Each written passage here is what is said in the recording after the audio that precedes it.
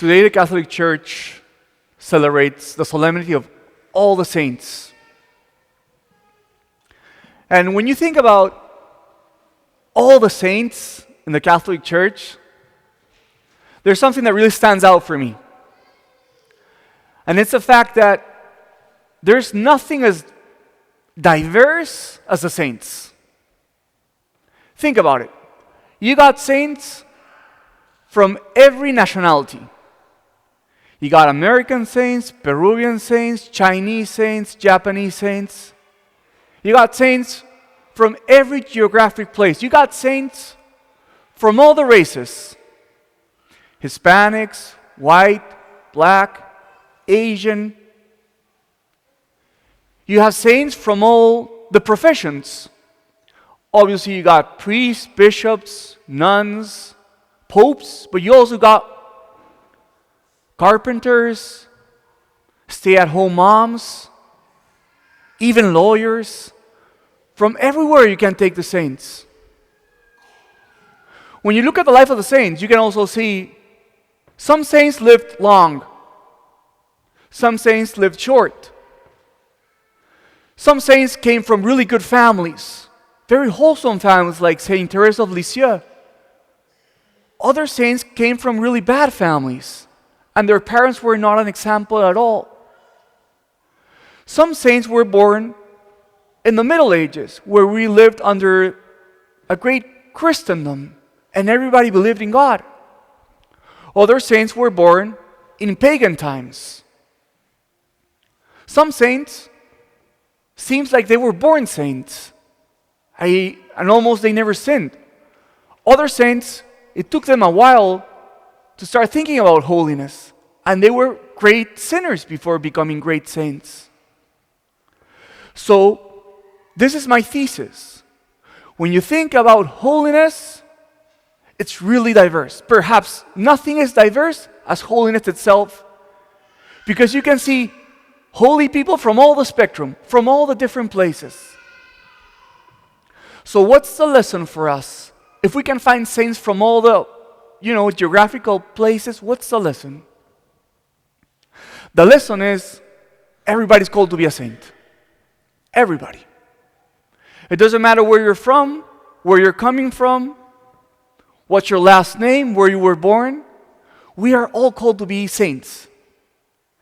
And this is important because sometimes we think that being a saint is a privilege of a few. Sometimes we think that being holy is something reserved for a very small crowd. But today we're seeing that everybody's called to be a saint. And the Catholic Church, in Lumen Gentium number 42, said not only are people invited to be saints, each one of us is also required and obliged to be a saint. I also think that as you look at the diversity of the saints, the second thing that I can think of is that nobody has an excuse not to be a saint. Because sometimes we come up with excuses and we say, you know what, I'm not a saint because this time that I live in is really bad. This culture doesn't help me, so that's my reason why not to be a saint. But when you look at the saints, they came from all time periods. Sometimes people say, I'm not a saint because I have a really bad past. I've committed some sins in the past that are really serious, and that prevents me from being a saint. Guess what? Other saints had worse sins than yours. Some people say, I got too many wounds from my past. There are too many things within me that are kind of broken down, and that's why I can't be a saint. But when you look at the saints, you can think about Mary Magdalene, who was possessed by 7 demons, and she was still a saint. So nobody has a valid excuse not to be a saint. What we can see today is that holiness is about wanting to be holy. So then the question becomes, how much do you want to be a saint? How much have you understood that holiness is your duty, not a privilege? That holiness is the greatest thing that you can aspire to, and that's what could really bring meaning to your life. When I think about the saints, I also think about light coming through a prism. What happens when light comes through a prism? The light gets refracted in many colors, right? White light, a beam comes through the prism and it comes out of the prism with many colors. And when I think about the saints, I think about the different colors that come from only one beam of light. Because I think that each saint is like one color of the light. Because each saint in its color represents one aspect of the perfection of God. Think about this. Aquinas, what does he show us? The intelligence of God. Mother Teresa of Calcutta, what does she show us? The mercy of God.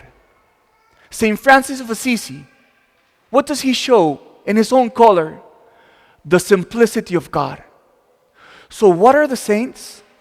The saints in themselves, what they do is they decompose the perfection of God in smaller units. So they become a refraction of the light that comes from God. So listen to this. When we celebrate this feast day, we don't take away from God. When we celebrate the saints, we're not forgetting God.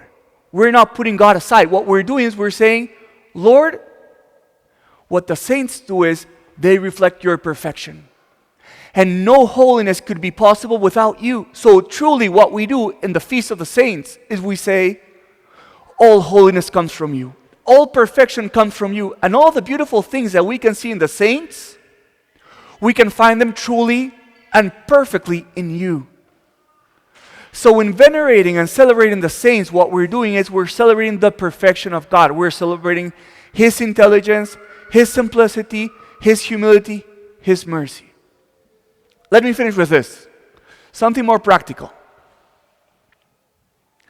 I love the life of the saints, and I love reading the life of the saints. And you know where I learned to love the life of the saints? When I joined my religious order. The first year when I joined my religious order, the only thing that we read was Life of the Saints. They didn't give us a lot of theology or a lot of philosophy. They told us, you want to be a good priest? Learn the life of the saints. Those are the good priests and those are the good witnesses. So I spent a whole year reading the life of the saints. And I read maybe 30 or 40 life of the saints. And that's a habit that always stuck with me. I'm always reading the life of the saints because I think the life of the saints reminds us of who we're called to be. I just finished reading a life of St. Ignatius of Loyola. Beautiful life. Right now I'm reading a second biography on St. John Chrysostom. And I'm not saying this to show off. I'm saying this because I think it would be good if every Catholic would engage with the life of the saints. My sense is that parents should always be reading to their small kids the life of the saints. And when the kids know to read by themselves, they should give them life of the saints. The life of the saints are so interesting. So many times when I'm reading a life of the saint, I wonder, why do they do movies about silly stuff when the life of the saints are so engaging? So many life of the saints could make for great movies if our culture wasn't so wrong. But my point is, how many life of the saints have you read this year? How many life of the saints have you read in your life? How acquainted are you with the life of the saints?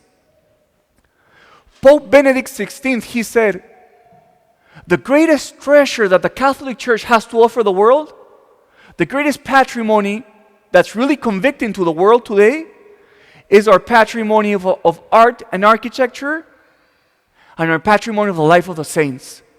We have a great treasure that we do not cherish.